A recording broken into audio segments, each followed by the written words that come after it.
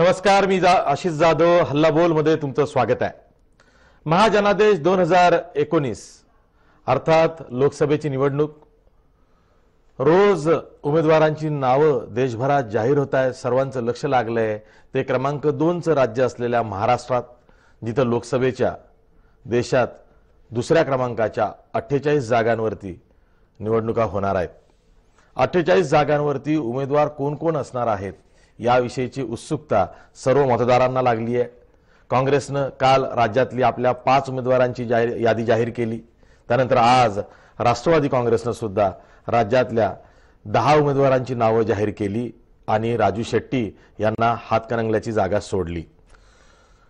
अशा पद्धतीनं रोज आपण राजकीय आणि निवडणुकांच्या बातम्यांचा आढावा घेणार आहोत। आज दिवसभरातल्या 3 प्रमुख बातम्या बघूया। पहिली बातमी आहे अर्थात ती आघाडीच्या गोटात काय चाललंय त्याची। काँग्रेसनं 5 उमेदवार आपले काल जाहीर केले, जसं की सोलापूरमधून सुशीलकुमार शिंदे, दक्षिण मुंबईतून मिलिंद देवरा, उत्तर मध्य मुंबईतून प्रिया दत्त, गडकरीतून नागपूरमधून नितीन गडकरी यांच्या विरोधात नाना पटोले यांची उमेदवारी जाहीर करण्यात आलेली आहे। तसंच गडचिरोलीमधून नामदेव उसंडी यांना पुन्हा 2014 प्रमाणे उमेदवारी देण्यात आलेली आहे। तसंच आज राष्ट्रवादीनं सुद्धा आपल्या 11 उमेदवारांची नावं जाहीर केली। याशिवाय आज काँग्रेस आणि राष्ट्रवादीच्या वेगवेगळ्या बैठका झाल्या। काँग्रेसची जी बैठक होती त्यावर साहजिकच सुजय विखे पाटील यांचा भाजप प्रवेशाचं सावट होतं। तिथं विरोधी पक्ष नेते राधाकृष्ण विखे पाटील सुद्धा आले होते आणि त्यांनी चहू बाजूंनी त्यांच्यावर प्रश्नांचा भडीमार झाल्यानंतर त्यांनी आपलं स्पष्टीकरण दिलेलं आहे, तेच ते पक्षश्रेष्ठींसमोर ठेवणार आहेत। या बातमीमध्ये आपण सविस्तर असा आढावा आघाडीच्या गोटातला घेणार आहोत। आपली दुसरी बातमी आहे ती म्हणजे भाजपच्या कोअर कमिटीची बैठक आज दिवसभर मुख्यमंत्र्यांच्या वर्षा निवासस्थानी होते। पहिली जी बैठक आहे कोअर कमिटीची, ज्यामध्ये वरिष्ठ नेते मंत्रिमंडळातले आणि प्रदेशाध्यक्ष आणि इतर जे नेते आहेत त्यांची जी कोअर कमिटीची बैठक झाली, त्यामध्ये हे ठरवण्यात आलेलं आहे की आगामी निवडणुकीमध्ये नेमक्या जबाबदाऱ्या कोणाकोणाला वाटायच्या, कशा पद्धतीनं वाटायच्या आणि त्याचबरोबर जी केंद्रीय संसदीय बोर्डाच्या मीटिंगमध्ये अंतिम यादी जाणार आहे उमेदवारांची, त्यावरती सुद्धा शेवटचा हात आज फिरवण्यात आलेला आहे। त्याविषयीचे सुद्धा तपशील आज आपण बघणार आहोत। तिसरी बातमी आहे ती म्हणजे शिवसेनेच्या गोटात काय चाललंय। आज मातोश्रीवरती दिवसभर फेर आढावा बैठका ह्या शिवसेनेच्या होत आहेत। वेगवेगळ्या मतदारसंघांचा फेर आढावा घेतला जातोय। जसं की शिवसेनेनं आपल्या संभाव्य उमेदवारांची यादी, कच्ची यादी ज्याला म्हणूया, त्यावर अजून अंतिम हात फिरवायचा आहे, ती बनवलेली आहे। जय महाराष्ट्र न्यूजच्या हाती ती यादी लागली होती, कच्ची यादी। त्यामधनं असं दिसतंय की बहुतेक विद्यमान खासदार जे शिवसेनेचे आहेत तेच पुन्हा यंदा रिंगणात उभे राहतील।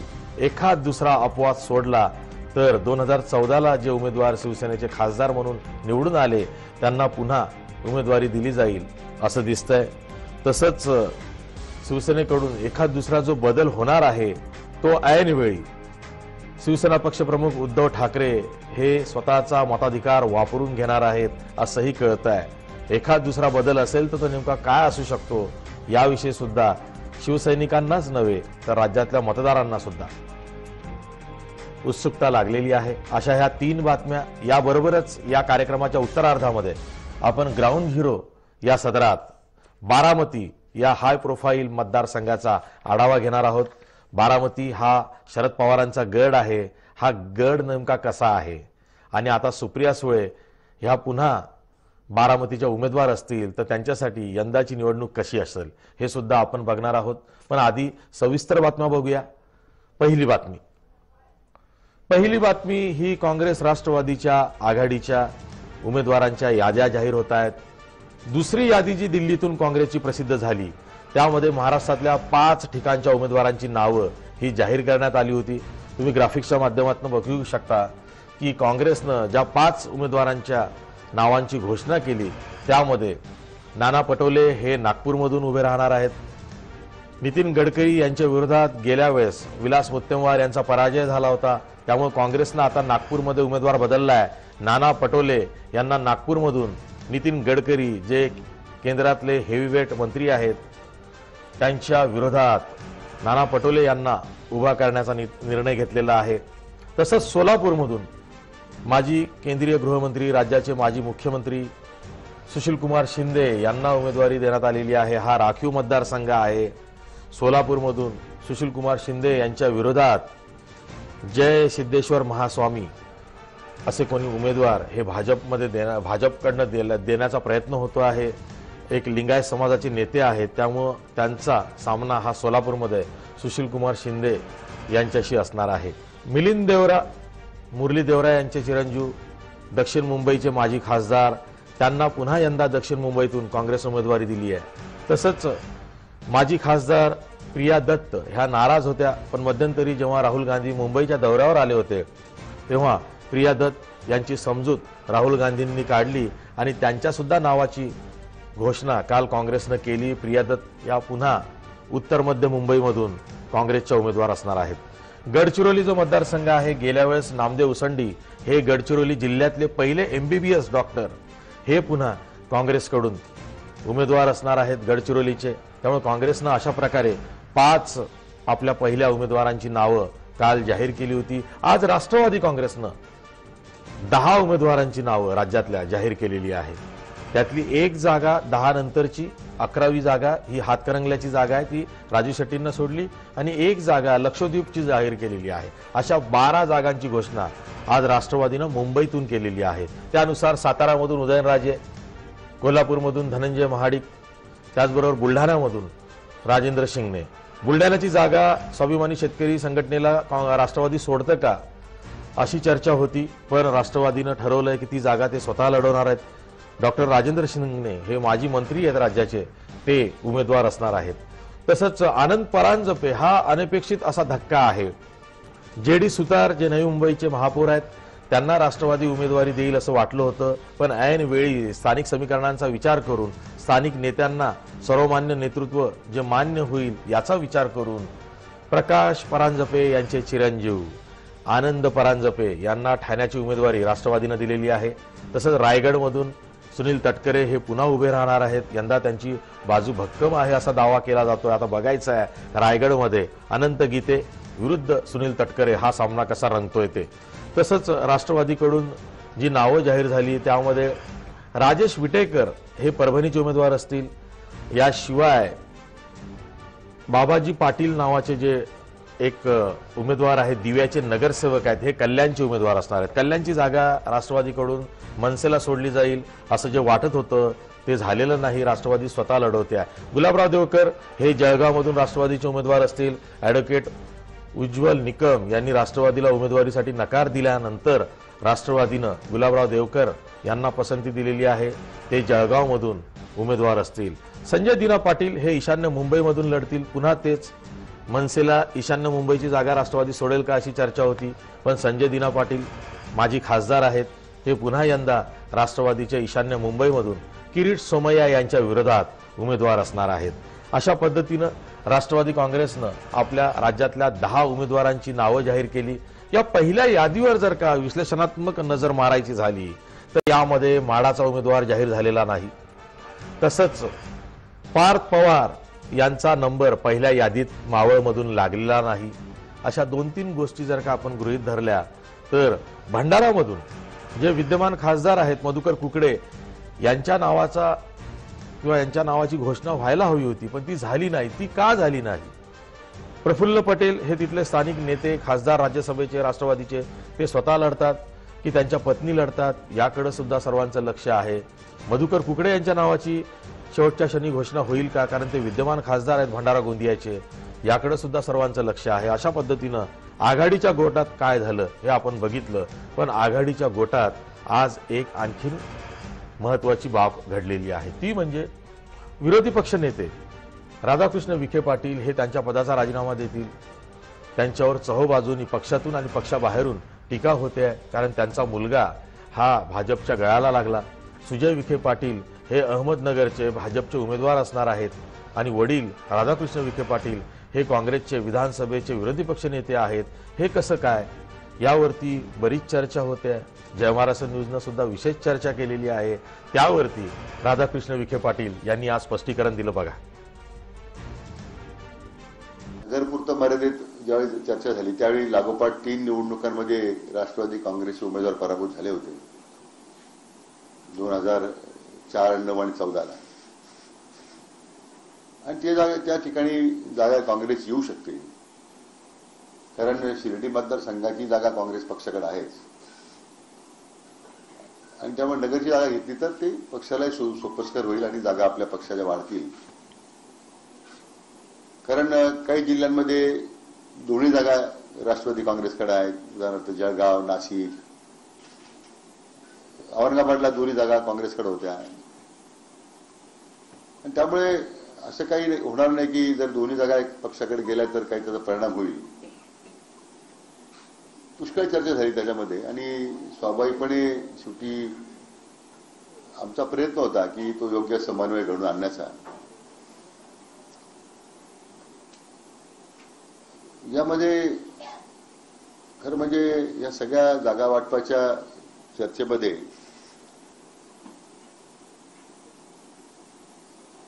कुठेही माझ्या मुलांनी पुढे त्या ठिकाणी वेगळ्या पक्षात जावं किंवा काय निर्णय करावा त्याची काही चर्चा माझ्याबरोबर तरी झाली नव्हती. मी करणार नाही. याचं कारण असं आहे की ज्या पद्धतीने आदरणीय पवार साहेबांनी आमच्या वडिलांसंदर्भात जे मत व्यक्त केली आवश्यकता नसताना, त्यांचा जर आमच्या वडिलांपासूनच जर विश्वास आमच्यावर नाही आहे तर विनाकारण त्या ठिकाणी प्रचाराला जाऊन आणखीन त्यांच्या मनात संशयाचं वातावरण त्यांनी निर्माण करायचं, हेच मला त्याबद्दलच खरं म्हणजे माझ्यासमोर प्रश्न आहे. मी नगर प्रचारात मी जाणारच नाही मतदारसंघात प्रचारात. कारण आमचे वडील हयात नसताना त्यांच्याबद्दल एवढा जर त्यांच्यामध्ये इतका द्वेष आहे त्यांच्यात भरलेला विखे कुटुंबियांबद्दल, विखे नावाबद्दल, तर प्रश्नच उपस्थित होतोय. त्यामुळे मला वाटत नाही की प्रचाराला जाण्याचा प्रश्नच उद्भवत नाही. सुजयने घेतलेला जो निर्णय आहे त्यातून उद्भवलेली जी परिस्थिती आहे, दोन्ही काँग्रेस पक्षाच्या संबंधी जे विचारलं जातं, पण मी स्वतः निर्णय घेतला होता की आपण काँग्रेस पक्ष श्रेष्ठींना भेटून ही वस्तुस्थिती मांडू आणि पक्ष श्रेष्ठी जो निर्णय घेतो तो आपण मान्य करायचा. ठीक आहे, हायकमांडपेक्षा तिथे मोठं समस्यात काय, हा खरा प्रश्न आहे. त्यामुळे त्यांना स्पष्टीकरण द्यायची मला गरज नाहीये. जे काही द्यायचं मी सांगायचं ते हायकमांडला सांगेल. राधाकृष्ण विखे पाटील काहीही बोललं तरी वाद होतो. म्हणजे बघा ना, आता ते काय म्हणाले की शरद पवारांना जर का विखे कुटुंबियांविषयी, त्यांच्या दिवंगत वडिलांविषयी इतकी नाराजी असेल, इतकी कटुता असेल, तर मग मी आघाडीच्या प्रचाराला जाणार नाही, असं ते म्हणाले. याचा अर्थ काय काढायचा? याचा अर्थ असाही निघू शकतो की मुलाच्या विरोधात प्रचाराला ते जाणार नाहीत, अशी सुद्धा चर्चा होईल. माध्यमांचं ते काम आहे चर्चा करणं. कारण आता स्वतः राधाकृष्ण विखे पाटील म्हणाले की आघाडीच्या प्रचारासाठी ते नगरमध्ये जाणार नाहीत. याचा दुसरा अर्थ हाच होतो की मुलाच्या प्रचाराच्या किंवा मुलाच्या विरोधात ते प्रचार करणार नाहीत. त्यामुळे चर्चा ही होणार आहे. चर्चा तर होणारच. आपण वळूया दुसऱ्या बातमीकडे. दुसरी बातमी जी आहे ती शिवसेनेच्या गोटातली. शिवसेनेनं 18 खासदार गेल्या वेळेस निवडून आणले होते. त्यामुळे त्या 18 जागा शाबूत ठेवणं हे एक मोठं दिव्य शिवसेनेसमोर आहे. कारण राष्ट्रवादी आणि काँग्रेसच्या गोटात असं चाललेलं आहे की जिथं विनिंग पर्सेंटेज जास्त आहेत अशा कोणत्या जागा आहेत तर त्यामध्ये निम्म्याहून अधिक जागा ह्या शिवसेनेच्या निघत आहेत. मग अशा वेळी शिवसेना सुद्धा खूप खबरदारी घेते आणि म्हणूनच मग शिवसेनेचा मतदारसंघ निहाय आढावा घेण्याचं काम हे रोज चाललेलं आहे.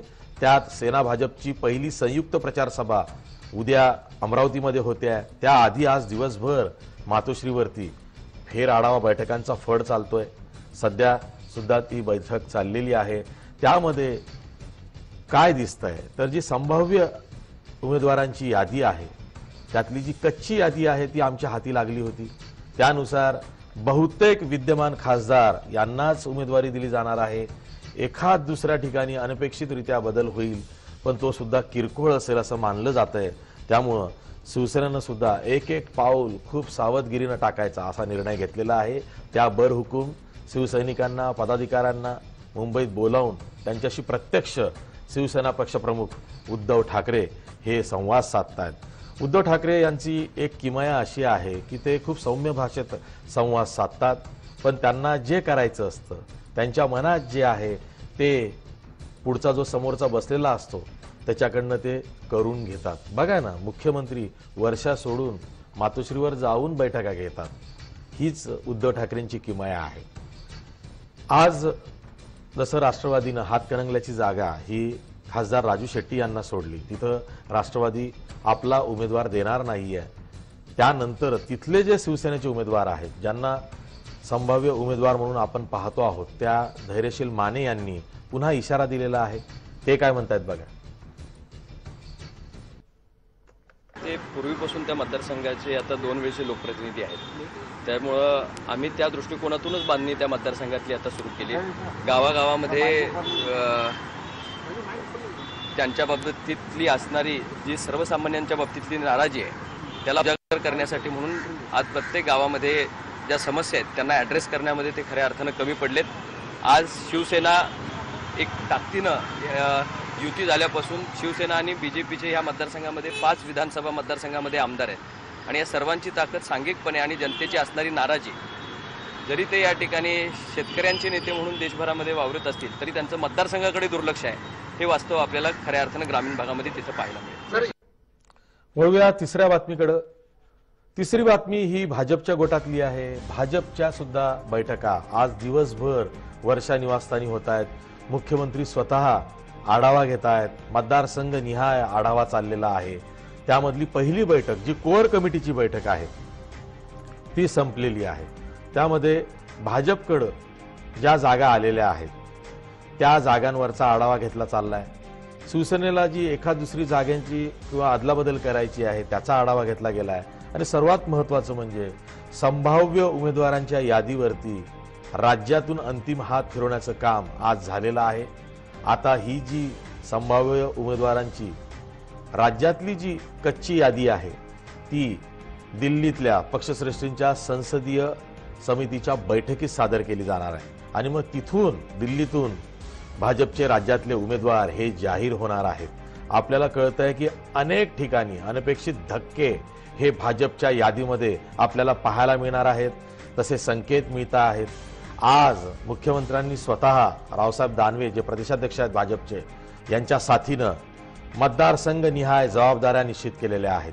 त्यामध्ये खासदार आहेत, आमदार आहेत, काही मंत्री आहेत, यांना त्या त्या लोकसभा मतदारसंघाची विशेष जबाबदारी ठेवण्यात आलेली आहे की जो उमेदवार आहे त्यानं पूर्ण प्रचारात लक्ष घालायचं आणि त्याला जी काही रसद किंवा कुमक पुरवायची आहे त्याची जबाबदारी एका संपर्क नेत्यांवर देण्यात येणार आहे आणि तो संपर्क नेता हा तिथला पॉइंट पर्सन असणार आहे जो पक्षाच्या मुख्यालयाशी टच असणार आहे। म्हणजे उमेदवारानं आपल्या प्रचारावरच लक्ष ठेवावं, प्रचार कशा पद्धतीनं चाललाय याकडे लक्ष ठेवावं, त्यांनी इतर कामाकडे फारसं लागू नये। त्याला जी काही मदत लागेल ती पक्ष करेल आणि हा जो संपर्क नेता आहे जो मतदारसंघ निहाय आता अपॉइंट केला जाणार आहे त्याच्यावरती सगळी भिस्त असणार आहे।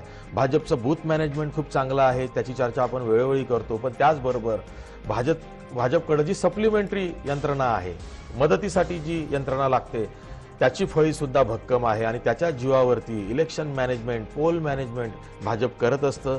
त्या संबंधीच्या कवायती, त्या संदर्भाच्या चर्चा आज वर्षा निवासस्थानी घडतायत। ही होती तिसरी बातमी, यावर आपण चर्चा करणार आहोत। आपल्यासोबत मान्यवर पाहुणे आहेत। आपल्यासोबत प्रशांत जगताप आहेत, राष्ट्रवादीचे नेते, पुण्याचे माजी महापौर। त्याचबरोबर आपल्यासोबत महादेव जानकर जे राज्यातले पशुसंवर्धन मंत्री आहेत, गेल्या वेळेस बारामतीचे उमेदवार होते, रासपचे नेते आहेत, त्यांचे प्रतिनिधी लक्ष्मण हाके आहेत जे जानकर समर्थक आहेत। तसंच आपल्यासोबत पुण्याहून पत्रकार उमेश घोंगडे आहेत। याशिवाय आपल्यासोबत जय महाराष्ट्र न्यूजचे असिस्टंट एडिटर मनोज भोयर आणि special political correspondent Dinesh Dukhande सुद्धा आहेत। मी सर्वांचं या चर्चेत स्वागत करतो आणि सुरुवातीलाच मी जातोय प्रशांत जगताप यांच्याकडे। प्रशांत जगताप, पार्थ पवार यांचा काही क्रमांक लागला नाही पहिल्या यादीमध्ये, पण सुप्रिया सुळे मात्र त्यांची उमेदवारी आज जाहीर झालेली आहे. त्याचबरोबर पश्चिम महाराष्ट्रातल्या बहुतेक जागा ह्या जाहीर झालेल्या आहेत. पण म्हाडामध्ये कोण उमेदवार असेल याविषयीचाही सस्पेन्स अजून कायम आहे. पार्थ पवार, म्हाडाची उमेदवारी आणि सुप्रिया सुळेंची उमेदवारी कसं बघताय? नाही, या ठिकाणी पक्ष टप्प्याटप्प्याने यादी जाहीर करत असेल. म्हणजे ती त्या लोकसभेच्या निवडणुका असू द्यात, त्या विधानसभेच्या निवडणुका असू द्यात, त्या महानगरपालिका जिल्हा परिषदेच्या निवडणुका असू द्यात, कुठलाही पक्ष, राष्ट्रवादी काँग्रेस पार्टी असेल किंवा भारतातला कुठलाही पक्ष असेल, तो एकाच वेळी कधीच सगळ्या उमेदवारांची यादी जाहीर करत नसतो. निश्चित ही पहिली यादी आहे. आम्ही 23 जागा लढवतोय. आज झालेल्या 12 जागा जाहीर झालेल्या आहेत किंवा त्या ठिकाणी 11 जागा आमच्या आणि 1 जागा शेट्टी साहेबांना सोडलेली आहे.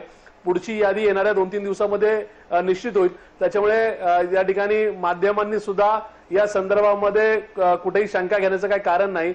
आदरणीय सुप्रियाताई असतील, आदरणीय तटकरे साहेब असतील, ही सगळीच मंडळी ज्येष्ठ मंडळी आहेत. त्या ठिकाणी त्यांचं यादीत पहिल्या यादीत नाव शंका घेतली जाते ती पार्थ पवारांवर किंवा मावळच्या संदर्भ वरिष्ठ नेत्यांवर नाही, पार्थ पवारांवर शंका घेतली जाते की त्यांचं नाव का नाही. या ठिकाणी पार्थ पवारांच्या संदर्भात शंका घेण्याचं काही कारण नाही. या ठिकाणी एक सक्षम उमेदवार म्हणून ते पुढे आलेले आहेत. त्या संदर्भामध्ये पार्टी 1 ते 2 दिवसामध्ये पुढची यादी जाहीर करेल आणि अजूनही निवडणुकांना अवकाश आहे, कारण की मावळचं मतदान हे शेवटच्या टप्प्यामध्ये 29 एप्रिलला आहे. त्याच्यामुळे काळजी करण्यासारखं काही कारण नाही. ठीक आहे. आणि म्हाडाची उमेदवारी साहेबांनी पुन्हा उभं राहावं असा आग्रह तुम्हा कार्यकर्त्यांचा असेल ना? निश्चित माझ्यासारख्या कार्यकर्त्याचा सुद्धा आजही आग्रह आहे की आदरणीय साहेबांनी या देशामध्ये एक वेगळी छाप उमटवलेली आहे, या राज्याचं नेतृत्व केलेलं आहे. साहेबांना निवडणुका कुठल्याच अवघड नाहीयेत, पण त्या ठिकाणी पक्ष म्हणून आणि या युपीए आघाडीचे एक प्रमुख नेते म्हणून साहेबांना राज्यामध्ये देशामध्ये प्रचाराला फिरायचंय. त्याच्यामुळे साहेबांनी तो निर्णय घेतलेला असेल. पण या संदर्भामध्ये साहेब निवडणुका लढवण्यामध्ये आणि जिंकण्यामध्ये कुठेही कमी पडणार नाही या बाबतीत माझ्या मनामध्ये शंका नाही. किंबहुना खात्री आहे की साहेब तर निवडून येऊ शकतातच, पण त्याचबरोबर त्यांच्याबरोबर बहुसंख्येने खासदार सुद्धा राष्ट्रवादीचे जास्तीत जास्त निवडून येऊ शकतात. ठीक आहे. याविषयी मी सुद्धा तुमच्या याला दुजोरा देऊ शकतो, कारण जर का मतदारसंघ वाईज राष्ट्रवादीच्या आणि काँग्रेसच्या मतदारसंघांवरती नजर मारली आणि पोटेन्शियल कॅन्डिडेट कोण असू शकतात याचा एक आढावा घेतला तर असं दिसतंय की राष्ट्रवादीच्या खासदारांची संख्या निकालानंतर काँग्रेसपेक्षा जास्त असू शकेल. ठीक आहे, आपण बघूया नंतर. मी जातोय मनोज भोयर यांच्याकडे. मनोज भोयर, काँग्रेसनं जी 5 उमेदवारांची यादी जाहीर केलेली आहे त्यामधलं नाना पटोले, प्रिया दत्त हे नाव ऐकून अनेकांना हे लक्षात आलेलं आहे की काँग्रेसनं ठरवलेलं आहे की पोटेन्शियल कॅन्डिडेटच यावेळेस त्यांनाच उमेदवारी द्यायची.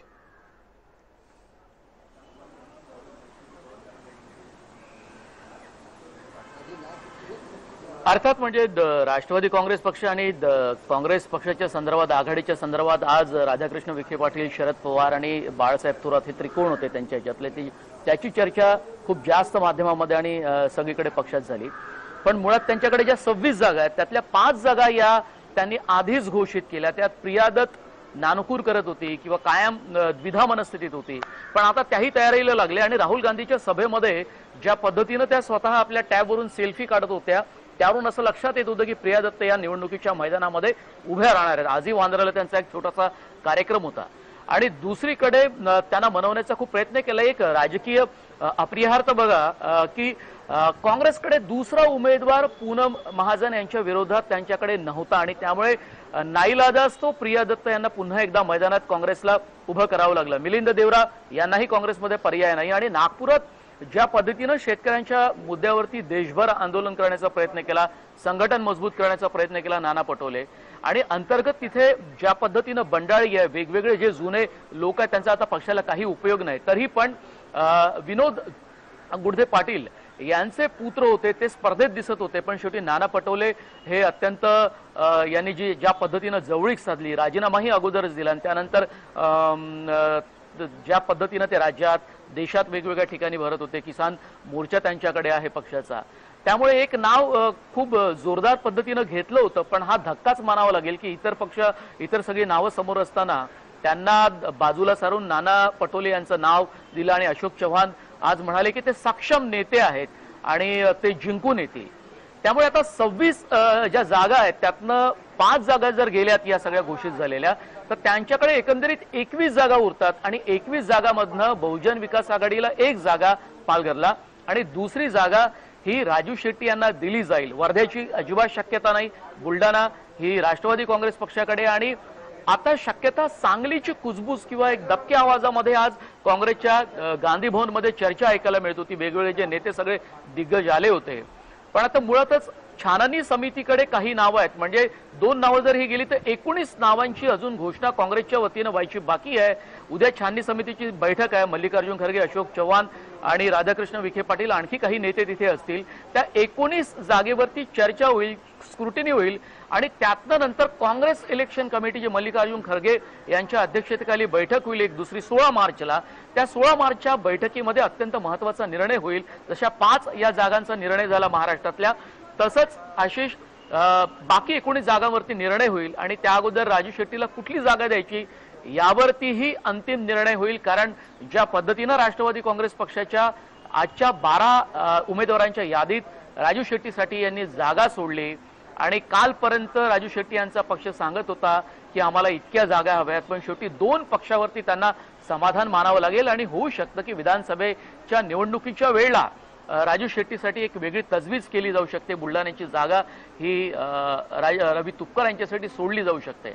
त्यामुळे काँग्रेसच्या 19 ज्या जागा आहेत त्यात निवडून येण्याची शक्यता अधिक कुणाची आहेत यावर लक्ष दिलं जाईल. नव्या उमेदवारांना सुद्धा जागा दिली जाईल. राहुल गांधींचा अजेंडा आहे की नव्या दमाच्या सगळ्या तरुण नेत्यांना पक्षामध्ये समाविष्ट करून घेतलं पाहिजे, त्यांना अधिकार पदं दिली पाहिजे. कारण ज्या पद्धतीनं त्यांनी वेगवेगळ्या राज्यामध्ये महाराष्ट्रातल्या तरुण कार्यकर्त्यांची फळी कामाला लावली आणि त्यातलं यशही मिळालं. आपण पाहिलं की गुजरातच्या निवडणुकीत आपण ते यश पाहिलं. नागपूरचे काही तरुण नेते हे छत्तीसगडच्या निवडणुकीमध्ये मैदानात उतरले होते. वर्षा गायकवाड असतील, यशोमती ठाकूर असतील, या सगळ्या सोबतही काही ताज्या दमाचे कार्यकर्ते होते. त्यामुळे ती लाईन राहुल गांधीला सोडता येणार नाही आणि हे अशोक चव्हाण खासगीत बोलून दाखवतच होते. ठीक आहे. जी बुलढाण्याची जागा आहे तिथं आज राष्ट्रवादी काँग्रेसनं डॉक्टर राजेंद्र शिंगणे यांची उमेदवारी जाहीर केलेली आहे. बुलढाण्याची जागा ही राष्ट्रवादीच्या कोट्यातलीच होती. तिथं आज राष्ट्रवादीनं डॉक्टर राजेंद्र शिंगणे यांच्या नावाची घोषणा केली. त्यामुळे रविकांत तुपकर यांच्यासाठी ती जागा आता राष्ट्रवादी सोडणार नाही हे स्पष्ट झालेलं आहे. तसंच काल जी काँग्रेसची 5 नावं जाहीर झालेली आहेत, जी माहिती मिळते त्यानुसार ती राहुल गांधी आणि मल्लिकार्जुन खरगे यांच्या विशेष चिठ्ठीतून आलेली नावं आहेत. ती AICCनंच दिल्लीत ठरवली आणि ती जी पहिली यादी आहे काँग्रेसची ती दिल्लीतून आलेली आहे. आणि आता जसं मनोज भोयर म्हणतात की जे उरलेले जे 19 मतदारसंघ आहेत आणि त्यांच्या संभाव्य उमेदवारांची जी यादी आहे त्यावरती 16 मार्चला खरं तर हा दिल्लीत निर्णय होणार आहे. मी जातोय दिनेश दुखंडे यांच्याकडे. दिनेश दुखंडे, जी संभाव्य यादी शिवसेनेची दिसते त्यामध्ये बहुतेक जे विद्यमान खासदार आहेत त्यांनाच उमेदवारी दिली जाईल. एखाद दुसरा अपवाद असू शकतो. तो जो एखाद दुसरा अपवाद जिथं अनपेक्षितरित्या दुसरा उमेदवार म्हणजे विद्यमान खासदाराला डावलून असू शकेल, काही चर्चा?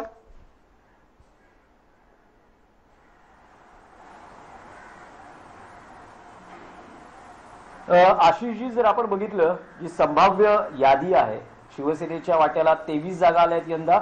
याआधी 22-26 असं सूत्र होतं, ते बदलून 23-25 असं झालंय. त्यामुळे शिवसेनेला 1 जागा वाढून मिळाली आहे. ती पालघरची आहे असं म्हटलं जातंय, पण अजूनही अधिकृत घोषणा नाही. पण या संभाव्य यादीमध्ये पालघर ही जागा आहे आणि त्यात स्वर्गीय चिंतामण वणगा यांचे चिरंजीव श्रीनिवास यांचं नाव आपल्याला आढळतं आहे. 16 विद्यमान खासदारांना संधी मिळण्याचे संकेत आहेत. तर कोल्हापूरमध्ये जे पराभूत झाले होते संजय मंडलिक यांनाही पुन्हा संधी आहे. 2 ज्या जागा आहेत मावळ आणि मावळची एक जागा आहे ज्यात श्रीरंग बारणे हे विद्यमान खासदार आहेत.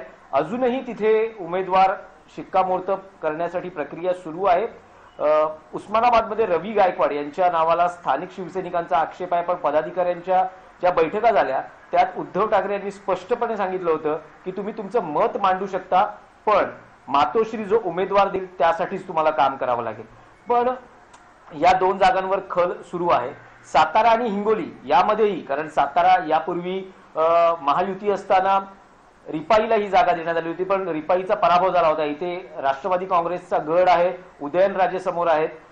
त्यामुळे इथे नरेंद्र पाटील जे माथाडी कामगार नेते आहेत ते इच्छुक आहेत, पण ते भाजपवासी झालेले आहेत. त्यामुळे कदाचित त्यांचा शिवसेनेत प्रवेश करून मग त्यांना शिवसेनेच्या तिकिटावर निवडणूक लढता येते का, किंवा पुरुषोत्तम जाधव असं एक दुसरं नाव आहे. तर हिंगोलीमध्ये विद्यमान आमदार जयप्रकाश मुंडदा आणि हेमंत पाटील यांच्यामध्ये रस्सीखेच आहे, कारण त्यांचे समर्थक स्वतः मातोश्रीवरच्या बैठकांमध्ये दावा ठोकताना दिसत आहेत. 2 दिवसानंतर ही यादी जाहीर होते आहे आणि त्यामध्ये आपल्याला अधिकृतपणे दिसेल की कशा पद्धतीने उद्धव ठाकरे यांनी उमेदवारी देताना संपूर्ण व्यूहरचना केली आहे. पण शिवसेना भाजप युतीमध्ये फारसा जागा अदलाबदलींचा काही मुद्दा होईल असं वाटत नाहीये. ईशान्य मुंबईची जागा ज्यावरून पेच आहे, डॉक्टर किरीट सोमय्या यांच्या नावाला शिवसैनिकांचा जो आक्षेप आहे, शक्यता आहे की किरीट सोमय्या हेच उमेदवार राहतील, पण निर्णायक क्षणी हे नाव जाहीर होऊ शकतं आणि शिवसैनिकांना पक्ष नेतृत्वाकडून समजूत काढण्याशिवाय काही पर्याय राहू नाही शकत. मावळमध्ये पार्थ पवार हा एक फॅक्टर असल्यामुळे कदाचित बारणे यांची उमेदवारी ठरताना काही नवी व्यूहरचना आखता येईल का याची चाचपणी होते. अशी सध्या शिवसेनेत परिस्थिती आपल्याला पाहायला मिळते. अगदी बरोबर आहे. आणि शिरूरकडे सुद्धा सर्वांचं लक्ष आहे, कारण अमोल कोल्हे शिवसेनेचे उपनेते हे आता राष्ट्रवादीच्या गळ्याला लागल्यात, शिरूरचे उमेदवार असणार आहेत. त्यामुळे राष्ट्रवादी तिथं कोणाला उमेदवारी देण्याचा प्रश्न नाहीये, म्हणजे राष्ट्रवादीकडनं अमोल कोल्हे यांचं नावच पुढे आहे. पण शिवसेनेचे जे विद्यमान खासदार आहेत शिवाजीराव आढळराव पाटील, हा सुद्धा एक इंटरेस्टिंग सामना आहे. त्या दृष्टीनं काही चर्चा ही नक्कीच शिवसेनेमध्ये मातोश्रीवरती होत असेल, कारण अमोल कोल्हे सारखा एक चांगला शिलेदार सेनेचा हा राष्ट्रवादीच्या गोटात गेलेला आहे. मी एक ब्रेक घेतोय. ब्रेक नंतर आपण बारामती मतदारसंघाचा ग्राउंड झिरो आढावा घेणार आहोत, त्यामध्ये आणखी सविस्तर चर्चा करणार आहोत. पण आधी एक ब्रेक घेऊया.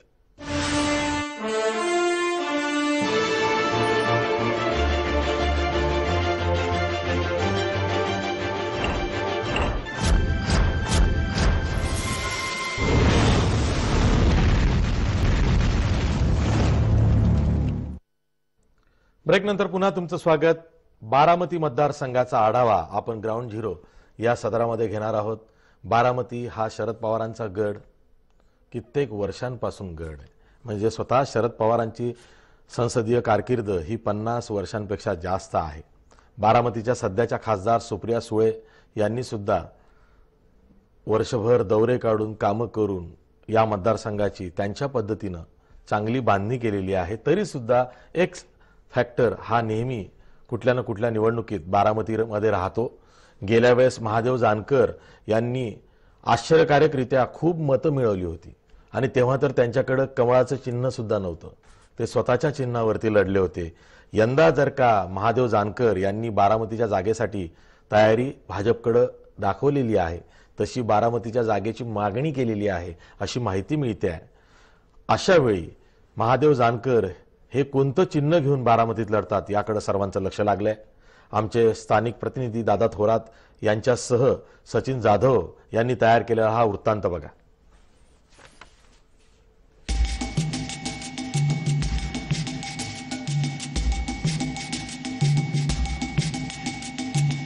बारामती हा शरद पवारांचा गड. गेल्या अनेक दशकांपासून बारामतीचं महत्त्व देशात वाढलं ते शरद पवार आणि त्यांच्या राजकारणामुळे. आज बारामती परिसर सर्वांगीण विकासासाठी देशात आदर्शवत झालाय. त्यामुळे प्रत्येक निवडणुकीत बारामतीमध्ये शरद पवार आणि त्यांच्या राष्ट्रवादीचं निर्विवाद वर्चस्व राहतं. पण गेल्या 2014च्या लोकसभा निवडणुकीत मात्र मोदी लाटेचा परिणाम बारामतीतही दिसला. त्यावेळी मोदी लाट आणि धनगर आरक्षण आंदोलनाच्या मुद्द्यावर राष्ट्रीय समाज पक्षाचे महादेव जानकर यांनी बारामती मतदारसंघातून 4,70,000 मतं मिळवली. पण त्यांचा राष्ट्रवादीच्या उमेदवार खासदार सुप्रिया सुळे यांनी 5,54,000 मतं मिळवून 80,000हून अधिक मतांनी पराभव केला. देशात मोदी सरकार आल्यानंतर विधानसभा निवडणुकीतही वातावरण बदललं. त्यामुळे बारामती लोकसभा मतदारसंघातील विधानसभा क्षेत्रांमध्ये काँग्रेसचा 1, राष्ट्रीय समाज पक्ष 1, भाजपचा 1, शिवसेनेचा 1 तर राष्ट्रवादी काँग्रेसचे 2 आमदार निवडून आले.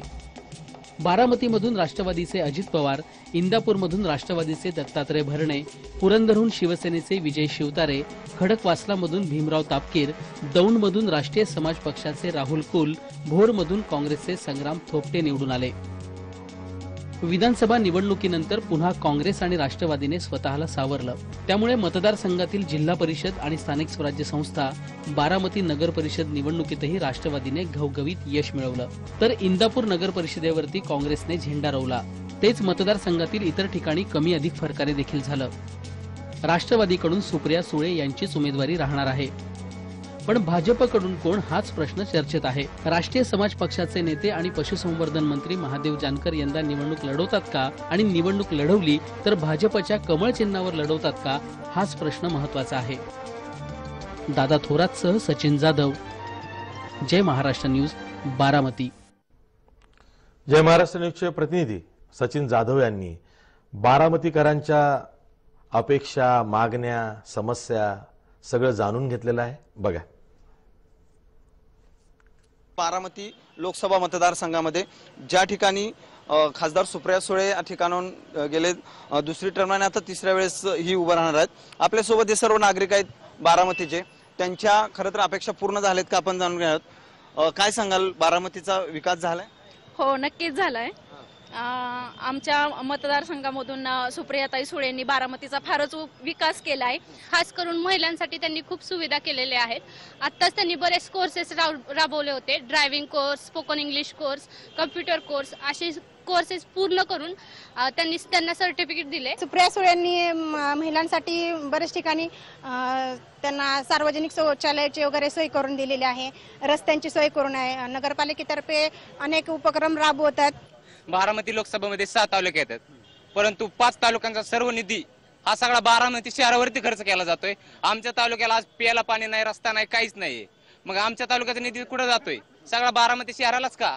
आम्ही का मतदान करायचं यांना? मग एक खासदाराचं काय काम असतं की आपल्या भागामध्ये ज्या आपल्या म्हणजे योजना आहेत त्या प्रत्येकापर्यंत, सामान्य माणसापर्यंत पोहोचवल्या पाहिजेत. आमच्या ताईंनी त्या योजना प्रत्येक माणसापर्यंत पोहोचवण्याचा प्रयत्न केला. ज्याप्रमाणे बारामती मतदारसंघाचा विकास आहे त्याचप्रमाणे दौंड तालुका किंवा इंदापूर तालुका असेल या तालुक्यांकडे ना जरा दुर्लक्ष केलेलं आहे. दौंड तालुक्यातील 2 गावांचे त्यांनी आता रेल्वेचा प्रश्न सोडवलेला आहे. ते म्हणजे की रेल्वे प्लॅटफॉर्म खुटबाव आणि पाटस या 2 गावांचा रेल्वेचा प्रश्न हा सुरळीत लावलेला आहे. पण त्याचप्रमाणे जसे बारामतीकडे ते लक्ष देतात त्याचप्रमाणे ना त्यांनी दौंड इंदापूर तालुक्यांकडे लक्ष दिलं पाहिजे. तिथालच्या सगळ्यात प्रथम दौंडच्या मागण्या त्या म्हणजे एक दौंडची कुरकुम मोरे आणि दुसरं म्हणजे रोड. आणि रोड प्रमाणेच दौंड नगरपालिका ही भव्य दिव्य आणि सुसज्ज असावी अशी दौंडकरांची इच्छा आहे. बारामती मतदारसंघाचा विकास झाला हा फक्त बारामती शहरासाठी नाही तर पूर्ण बारामती मतदारसंघामध्ये देखील विकास झालेला पाहिजे. बारामती सोडून 25 किलोमीटर बाहेर दौंड तालुक्याच्या इलाक्यात विकास झालेला नाही. धनगर समाजाचं नाव म्हणजे पुण्यश्लोक अहिल्यादेवी होळकर सोलापूर विद्यापीठ हे तेव्हाच झालं असतं, पण ते आता भाजप सरकारने मान्य केलं. बारामती मतदारसंघाचा विकासच कुठे झालाय? फक्त बारामती शहराचा विकास झालाय, शहराच्या बाहेर विकास झालेला नाहीये. एक बारामतीकर म्हणून मी खुश आहे, कारण जे आमच्या खासदार आहेत त्यांना 5 वेळा आदर्श संसद रत्न पुरस्कार मिळाला. यातच सर्व काही आलेलं आहे. तुम्ही कुठल्याही खासदारांचा जर दौरा बघितला तर आपल्या मतदारसंघामध्ये सर्वाधिक वेळा भेटणाऱ्या खासदार म्हणून सुप्रियाताईंचं नाव सगळ्यात आघाडीवर आहे आणि सगळ्या भारताला माहिती आहे. त्यामुळं एक बारामतीकर म्हणून आम्ही खुश आहोत की त्यांनी जे काम केलेलं आहे ते आतापर्यंत खूप चांगलं केलेलं आहे आणि अत्यंत प्रभावीपणे ते आपली खासदारकी या ठिकाणी करतात. मी आता पुरंदरचा आहे. आता पुरंदर पण बारामती लोकसभा मतदारसंघात येतं. तर माझं एक खेडेगाव आहे. त्या खेडेगावात आतापासूनच पाण्याचे टँकर चालू झालेत. म्हणजे पाण्याचे टँकर जर मार्च पासून सुरुवात केले तर जून जुलै पर्यंत लोकांनी करायचं काय गावातल्या? म्हणजे शेतीसाठी आमदार जरी शिवतारे असले तरी आता आपण जर वेल्हे आणि बोर भागात गेलो तर वेल्हे आणि बोर मध्ये खासदार अजून जातच नाहीयेत. म्हणजे फक्त ग्रामीण भागाचं पूर्णपणे ग्रामीण भागाकडे दुर्लक्ष केलेलं दिसतंय. शहरी भागाचा विकास झालेला आहे. शहरी भागाकडे जास्तीत जास्त लक्ष दिलेलं आलेलं आहे. ग्रामीण भागाकडे लक्ष दिलेलं नाही. म्हणजे जर आपण वेल्ह्यामध्ये गेलो तर वेल्हे गावापर्यंत जायला सुद्धा म्हणजे तालुक्याचं ठिकाण असून तिथपर्यंत जायला सुद्धा अजून चांगले रस्ते नाहीयेत. अजून गावात मुलींना शिक्षणाची सोय नाहीये. म्हणजे 10वी झालं की मुलींना लग्न करावं लागते. त्यांना का तर शिक्षण नाहीये. गावागावात कॉलेजेस नाहीयेत. कॉलेजसाठी त्यांना वेल्ह्याला यावं लागते. जर वेल्ह्याला तिथनं यायचं तर त्यांना येण्यासाठी गाड्यांची सोय नाहीये. म्हणजे चांगले रस्ते नाहीयेत. तर त्या जरा ग्रामीण भागाकडे पण लक्ष दिलं पाहिजे. बारामतीचा फक्त शहरापुरताच विकास झालेला आहे. ग्रामीण भागात अजून पाण्याची समस्या येतं. फक्त बारामती शहराचाच विकास झालेला आहे, बाकी कोणत्याही तालुक्याचा विकास झाला नाही. खासदार निधी ज्यावेळेस एखादा खासदार निधी आणतो त्यावेळेस त्याला अख्ख्या मतदारसंघाला बघायला लागतं, फक्त शहरापुरता मर्यादित राहणं चालत नाही. आणि विद्यार्थ्याच्या हेतूने असं सांगतो की बारामती सारखा विकास या जगामध्ये कुठल्या अशा ठिकाणचा झाला नसेल. इतका विकास, बारामतीचा विकास साधारणतः सुप्रिया सुळे यांच्या मार्गदर्शनाखाली झालेला आहे. 22 गावांचा जो प्रश्न प्रलंबित आहे तो फक्त आम्हाला अपेक्षा आहे की त्यांनी तो प्रश्न सोडवा नवीन, कारण विद्यमान 50 वर्ष झालं पवार साहेब राजकारणात पण त्यांना 22 गावाचा प्रश्न सोडवता आला नाही. बिल्डिंगा बांधून लोकांची पोटं भरत नाहीत, लोकांना पाणी मिळणं महत्वाचं आहे. तो प्रश्न सुटेल अशी आशा बाळगतोय आणि निश्चितच ते पुढील त्यांची इच्छाशक्ती बघता, आदरणीय दादा ताई पवार साहेबांची इच्छाशक्ती बघता ते निश्चित सोडवतील असे एक मतदार म्हणून आशा बाळगतो. व्हिडिओ जर्नलिस्ट निकेतन मानेसह सचिन जाधव, जय महाराष्ट्र, बारामती. काका दादा ताईंचा हा गड आहे बारामती. आपण चर्चा करतो आहोत. मी थेट जातोय लक्ष्मण हाके यांच्याकडे. महादेव जानकर यांचे समर्थक आहेत, रासपचे नेते आहेत. लक्ष्मण हाके, महादेव जानकरांनी एका जागेची मागणी भाजपकडे केलेली आहे आणि कोअर कमिटीच्या बैठकीमध्ये त्यावर सुद्धा चर्चा झालेली आहे. कदाचित बारामतीची जागा ही महादेव जानकरांना भाजपकडनं सुटेल असं दिसतंय, पण अट राहील की कमळाच्या चिन्हावर यंदा त्यांनी निवडणूक लढवावी.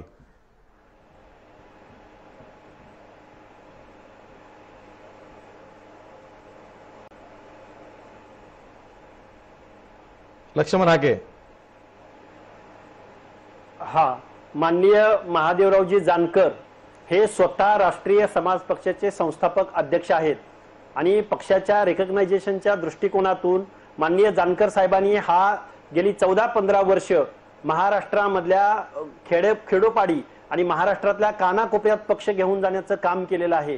तेव्हा भाजपनं जर आमच्याबरोबर युती केली असेल तरी आमचे नेते माननीय जानकर साहेब हे राष्ट्रीय समाज पक्षाच्या स्वतःच्या बी फॉर्मवरती आणि कब्बशी या चिन्हावरतीच निवडणूक लढतील आणि आमच्या राज्य कार्यकारिणीचा तसा ठराव आम्ही कालच पुण्यामध्ये केलेला आहे आणि माननीय जानकर साहेब हे कब्बशी या चिन्हावरतीच लढतील. मग माढा लोकसभा मतदारसंघ असो किंवा बारामती लोकसभा मतदारसंघ असो, या 2 मतदारसंघामधून रासपची मागणी आम्ही महायुतीकडे केलेली आहे आणि माढा लोकसभा मतदारसंघ हा त्या मतदारसंघामध्ये मान खटावचे माननीय जानकर साहेब असल्यामुळं आम्हाला माढा लोकसभा मतदारसंघाच्या दृष्टिकोनातून किंवा बारामती लोकसभा दृष्टिकोनातून आम्ही आमच्याच चिन्हावरती निवडणूक लढवू, यात तीळ मात्र शंका नाही. म्हणजे तुम्ही भाजपकडे 2 मतदारसंघांची मागणी केलेली आहे, बारामती आणि माढा, की या दोन्हीपैकी एक द्या असं म्हटलेलं आहे. माढा बरोबर. दोन्ही मतदारसंघामध्ये आमची लढाईची तयारी आहे. दोन्ही मतदारसंघामध्ये एक सायलेंट मेजॉरिटी माननीय जानकर साहेबांच्या पाठीमागे आहे आणि ती आम्ही वेळोवेळच्या लढतीमधून दाखवून दिलेली आहे. 2009ला माननीय शरदचंद्रजी पवार यांच्या विरोधात आम्ही फक्त आमच्या पक्षाच्या वतीने निवडणूक लढवली होती, तेव्हा 1 लाखावर मतं घेतलेली आहेत आणि 2014च्या निवडणुकीमध्ये आम्ही 4,51,000 मतं बारामती लोकसभा मतदारसंघातून घेतलेली आहेत. त्यामुळं सायलेंट मेजॉरिटी असणारा मतदार माननीय जानकर साहेबांच्या पाठीमागे निश्चितच आहे. तेव्हा दोन्ही मतदारसंघामध्ये आमची निवडणूक लढायची तयारी आहे. लक्ष्मण हाके, 2014ला जर का बारामतीमध्ये नरेंद्र मोदी यांची जी नियोजित सभा होती ती रद्द जर का झाली नसती तर निकालात काही फरक दिसला असता असं अजूनही वाटतं तुम्हाला? निश्चितच जर नरेंद्र मोदीजी यांची सभा बारामती लोकसभा मतदारसंघामध्ये झाली असती तर निश्चित आम्ही 50,000 मतानं विजय निश्चित मागच्या वेळी घेतला असता, यामध्ये शंका नाही. ठीक आहे. प्रशांत जगताप ऐकताय की गेल्या वेळेस ऐन वेळी नरेंद्र मोदी यांची बारामती मधली सभा रद्द झाली होती, ती का झाली आपण आता त्या तपशिलात जायला नको कारण बराच वेळ होऊन गेलेला आहे. पण आता यंदा जर का महादेव जानकर पुन्हा बारामतीमधून सुप्रिया सुळे यांच्या विरोधात उभे ठाकले आणि त्यांना जर का भाजपनं आग्रह केला की नाही तुम्ही कमळ चिन्हच घ्या, तर मग अटीतटीचा सामना होऊ शकतो का? किंवा तुम्हाला हा आत्मविश्वासच आहे की कब्बशीवरच जानकर लढतील आणि भाजप सुद्धा कमळ चिन्हाचा आग्रह धरणार नाही? मी सर्वप्रथम या ठिकाणी सांगू इच्छितो, यावेळेस महाराष्ट्रातला सगळ्यात जास्त लीड घेणारा मतदारसंघ कुठला असेल तर आदरणीय सुप्रियाताई महाराष्ट्रातल्या 48 लोकसभा मतदारसंघापैकी बारामती लोकसभा मतदारसंघातून सगळ्यात जास्त लीड नेतील या बाबतीत माझ्या मनात तिळमात्र शंका नाही. मी नगरसेवक म्हणून किंवा त्या ठिकाणी माजी महापौर म्हणून ज्यावेळेस कामकाज पाहतो त्यावेळेस मी पाहिलेलं आहे की या ठिकाणी नगरसेवक सुद्धा एखाद्या प्रभागामध्ये किंवा वॉर्डामध्ये कामकाज करू शकत नाहीत. इतक्या त्याच्या पलीकडे जाऊन खूप स्पीडी पद्धतीने त्या ठिकाणी आदरणीय सुप्रियाताईंनी खडकवासल्यापासून इंदापूर पर्यंत आणि दौंड पासून त्या ठिकाणी मुळशी किंवा भोरच्या पट्ट्यामध्ये जाऊन कामकाज केलेलं आहे. या ठिकाणी महादेव जानकर साहेब असतील किंवा त्या ठिकाणी गिरीशजी महाजन असतील यांनी कुणी जरी त्या ठिकाणी कमळाच्या चिन्हावर निवडणूक लढवण्याचा प्रयत्न केला तरी काही फरक पडणार नाही. गेल्या वेळेसचा त्या ठिकाणचा नरेंद्र मोदीजींचा झंझावात वेगळा होता. त्या ठिकाणी केंद्रातली 10 वर्षाची आमची नाही का युपीएची सत्ता, राज्यातली आमची 15 वर्षाची सत्ता, त्या एक कुठेतरी अँटी इन्कम्बन्सीचा प्रकार असतो. त्याचबरोबर नरेंद्रजी मोदी यांनी सामान्य नागरिकांना जी काय स्वप्न दाखवली होती जे काय 12-15 हजार कोटी रुपये प्रचारांना त्या ठिकाणी या देशामध्ये घालवलेले होते. डिजिटल मार्केटिंग असेल, सगळ्याच प्रकारचा प्रचार प्रसार असेल, त्या ठिकाणी विखारी प्रचार असेल, ह्या सगळ्याला कुठेतरी बळी जात असताना गेल्या वेळेस वेगळी निवडणूक झालेली होती. यावेळेस तसा प्रकार बिलकुल नाहीये. त्या ठिकाणी स्वतः नरेंद्र मोदीजींनी जरी सभा घेतली काय किंवा त्या ठिकाणी जानकर साहेब किंवा महाजन साहेब कमळाच्या चिन्हावर लढले काय, या ठिकाणी सुप्रियाताई या महाराष्ट्रातल्या सगळ्यात जास्त लिडिंगनी निवडून येणाऱ्या खासदार असतील या बाबतीत माझ्या मनात मात्र शंका नाही. खूप वेगळ्या पद्धतीने सोशल अँगलनी कामकाज केलेलं आहे. त्या ठिकाणी ठीक आहे. आपल्यासोबत सरकारनाम्याचे पत्रकार उमेश घोंगडे सुद्धा आहेत. त्यांचा सुद्धा स्थानिक परिस्थितीचा अभ्यास चांगला आहे पुण्याच्या आजूबाजूच्या. उमेश घोंगडे, बघा बारामती मतदारसंघामध्ये जे 6 विधानसभा क्षेत्र आहेत तिथले 2च आमदार हे सध्या राष्ट्रवादीचे आहेत, बाकी शिवसेना भाजपचे आहेत आणि रासपचा एक आहे. मला तुम्हाला असा प्रश्न विचारायचा आहे की विधानसभा क्षेत्र निहाय जर का बारामती मतदारसंघाचा विचार केला तरी सुद्धा सुप्रिया सुळेंचं किंवा राष्ट्रवादीचं पारडं जड आहे?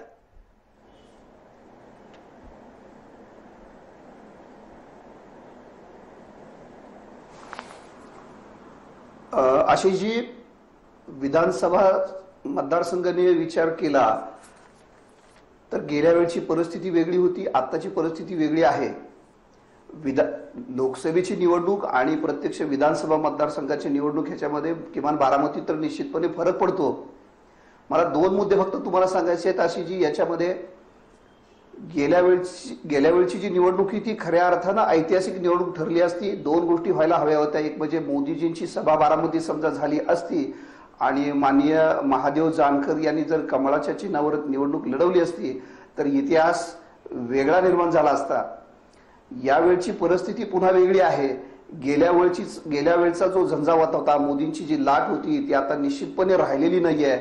बारामती मतदारसंघाचा एकूण जर आढावा आपण घेतला तर आत्ताची परिस्थिती वेगळी आहे.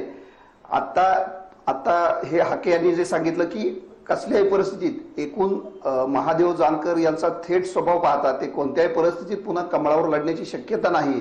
ते त्यांची कब्बशी घेऊनच लढतील आणि एकूण शहरी मतदान मोठा आहे या मतदारसंघामध्ये.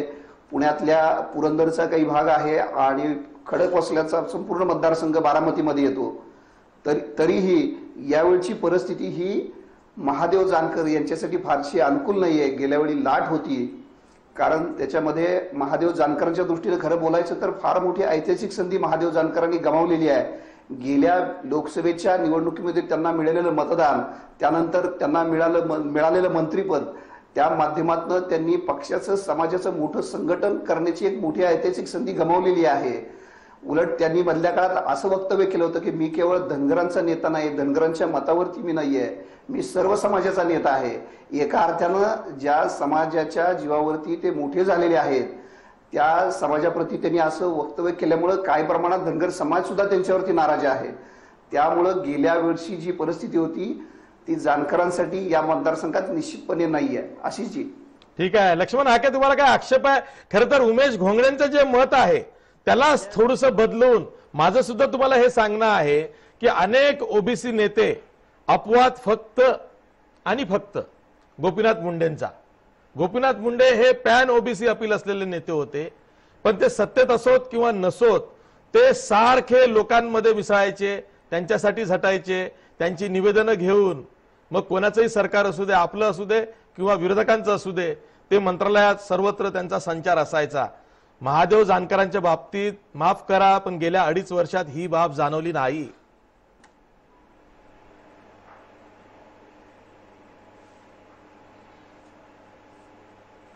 पत्रकार गोंगडे साहेबांनी आता जो एक आक्षेप नोंदवलेला आहे की माननीय जानकर साहेबांनी असं एक वक्तव्य केलेलं होतं की मी फक्त धनगर समाजाचा नेता नाही तर महाराष्ट्रातल्या तमाम बहुजन समाजाचं नेतृत्व मी करू इच्छितो। मला तुम्हाला सांगायचं एवढंच आहे की माननीय जानकर साहेबांची राजकीय कारकीर्द ही नागनाथांना नायकवडींसारख्या किंवा काशीरामजींच्या नेतृत्वाखाली माननीय जानकर साहेबांचं एक राजकीय नेतृत्व घडलेलं आहे। ते निश्चित धनगर समाजामध्ये जन्माला आलेले आहेत, परंतु माननीय जानकर साहेबांनी या महाराष्ट्रामध्ये वंचितांच्या दृष्टिकोनातून भटक्या विमुक्तांच्या दृष्टिकोनातून एक पर्याय म्हणून राष्ट्रीय समाज पक्ष हा देण्याचा प्रयत्न केलेला आहे। ते धनगर समाजामध्ये जन्माला आले म्हणून प्रत्येक वेळी माध्यमांच्या माध्यमातून त्यांना ट्रोल करण्याचा प्रयत्न होत होता की तुम्ही धनगर समाजाचे नेते आहात आणि मग धनगर समाजाच्या आरक्षणाचं काय झालं। तर मी तुम्हाला विनम्रतापूर्वक सांगू इच्छितो की माननीय जानकर साहेबांनी हे जे वक्तव्य केलं की हे एक ब्रॉड माइंडेड म्हणजे व्यापक दृष्टिकोनातून त्यांनी हे मत व्यक्त केलेलं होतं।